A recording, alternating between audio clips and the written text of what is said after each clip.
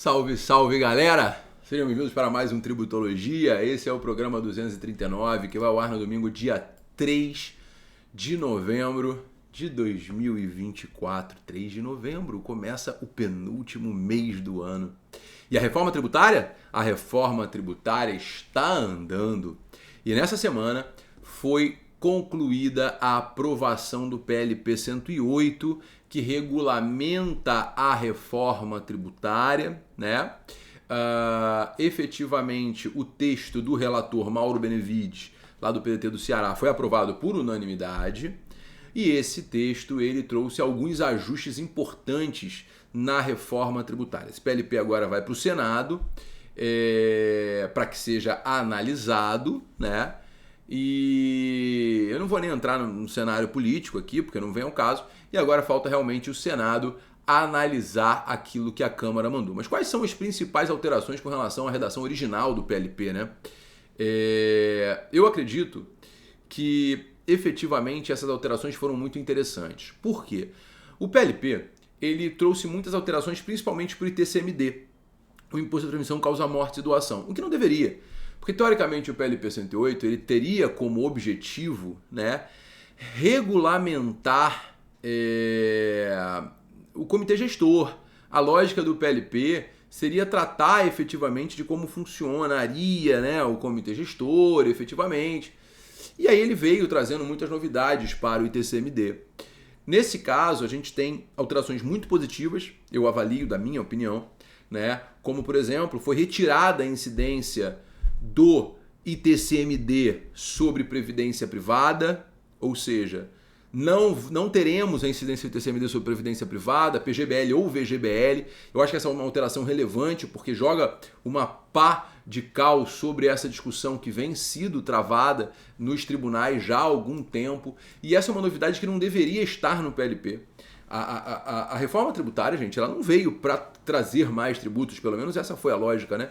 Quando você cria como hipótese de incidência a previdência privada para o ITCMD, você está trazendo ali uma ampliação de carga tributária que não deveria ser o objeto da reforma tributária. Gabriel, mas isso aumenta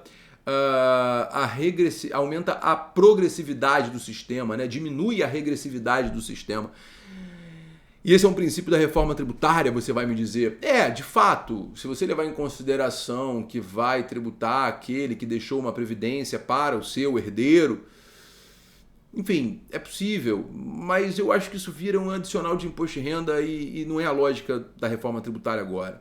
Porque no final das contas, quando você tributa VGBL, quando você tributa PGBL, você está tirando da economia a circulação financeira, né?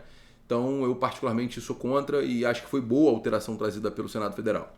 Outro ponto relevante que traz também segurança é a não incidência do ITCMD sobre a distribuição desproporcional de lucros e dividendos, né? Essa é uma outra discussão interessante.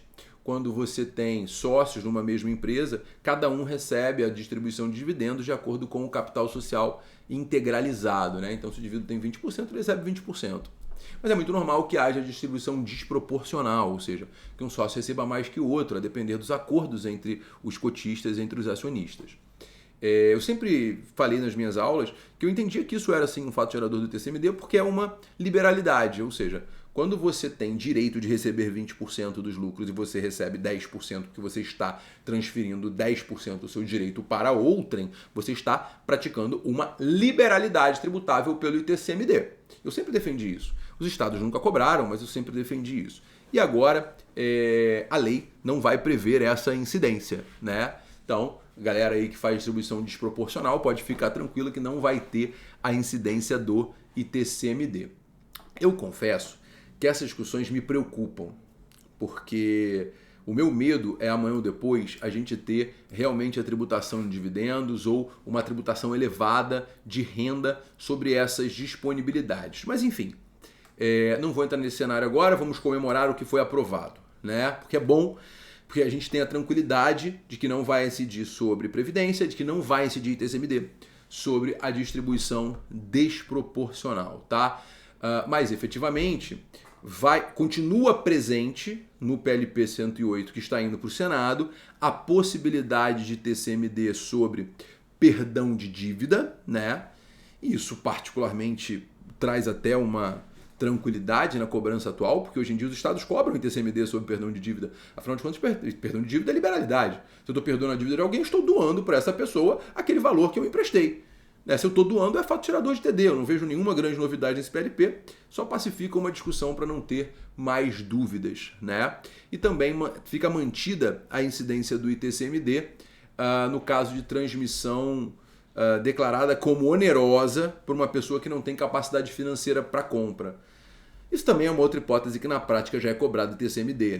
A pessoa coloca lá na compra e venda que X comprou de Y um imóvel de 10 milhões e X não tem renda para comprar de Y esse imóvel. Obviamente foi uma doação, foi uma fraude para não pagar o ITCMD, que tem alíquota maior que o ITBI.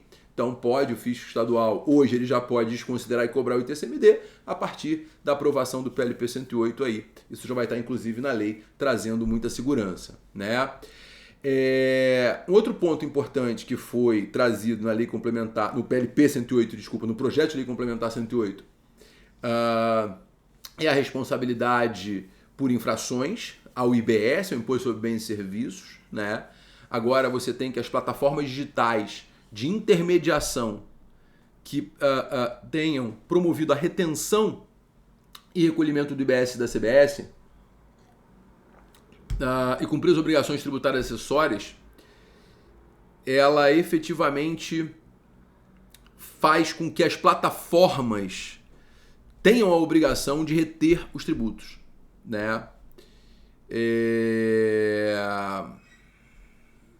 Eu acho que isso aí realmente é uma alteração interessante. Assim, você traz uma responsabilidade tributária para a plataforma digital.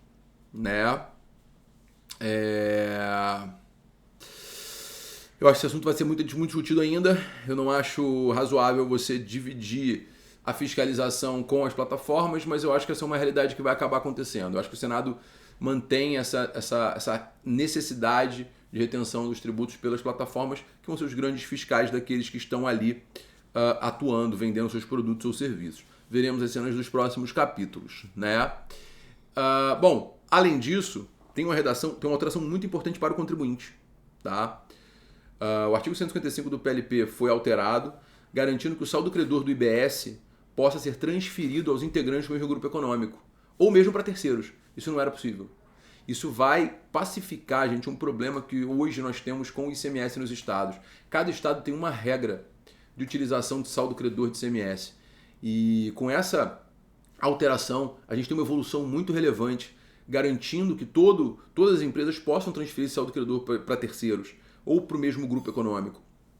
Isso traz uma segurança, isso traz uma economia, isso realmente é uma alteração muito positiva. Não sei se impacta na alíquota final, mas como hoje a reforma tributária está sendo discutida sem discutir o impacto econômico, é só discutir a lei, então eu acho que a alteração é positiva. Eu acho que, por fim, um acerto grande também da reforma tributária foi a rejeição da criação do imposto sobre grandes fortunas. Nesse caso, seria criado o imposto sobre grandes fortunas quando a pessoa tivesse 10 milhões de reais de bens e direitos no Brasil ou no exterior. Obviamente isso é bastante absurdo, não pelo valor em si. Eu acho que o imposto sobre grandes fortunas precisa ser debatido. O imposto sobre grandes fortunas não é uma experiência positiva em nenhum lugar do mundo que ele foi criado, porque vai dar certo aqui. É óbvio que o Brasil tem suas peculiaridades, é óbvio que pode dar certo sim, mas é um imposto que merece mais atenção para ser criado. Primeiro, eu não vou nem usar esse argumento. Bom, como aqui é uma tributologia, eu não estou aqui num argumento acadêmico, é um bate-papo, eu queria dizer para vocês o seguinte: 10 milhões de reais hoje é um apartamento no Leblon, é um apartamento na Barra da Tijuca, é um apartamento em qualquer área nobre do Brasil, e não necessariamente o indivíduo é milionário, ele pode ter recebido de herança. Eu acho que esse conceito é um conceito que merece debate, que merece discussão. E qual vai ser o impacto da criação do imposto sobre grandes fortunas? Quanto ele vai gerar de arrecadação? Quanto ele vai gerar de fuga de divisas? Isso tem que ser discutido primeiro, antes da criação desse imposto. Então acho que não é o momento. Eu acho que o imposto sobre grandes fortunas tem que ter lei complementar própria. E eu acho que antes da criação dele tem que ser reformulado o imposto de renda no Brasil. para você aumentar a faixa de isenção, aumentar a quantidade de alíquotas, aumentar o imposto para aqueles mais ricos de verdade, porque hoje é considerado rico quem ganha R$ 4.700, R$ 4.800 por mês e já paga 27,5% de imposto de renda. Isso é um absurdo. Então, eu acho que você tem outros pontos a serem mexidos antes efetivamente de criar o imposto sobre grandes fortunas. Então, é mais um acerto da aprovação na Câmara. No geral, eu gostei do texto que foi aprovado na Câmara, que está indo para o Senado. Espero que não tenha grandes mudanças. Eu acho que é um texto bom, um texto positivo, que regulamenta bem essa reforma tributária. É claro que tem pontos com relação ao contencioso que eu tenho minhas críticas, mas eu acho que, no geral, foi uma aprovação positiva. Não acho que o Senado vai aprovar nada em 2024, eu acho realmente que isso vai ficar só para 2025. Posso queimar minha língua, porque a política brasileira ela é inusitada, mas eu acho que fica só para 2025. Beleza, galera? Então, vamos acompanhando aí a reforma tributária e toda novidade que tiver, eu trago aqui para vocês de primeira mão.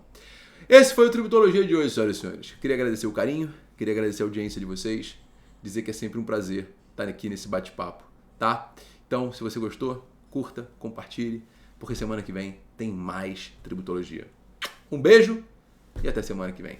Tchau, tchau.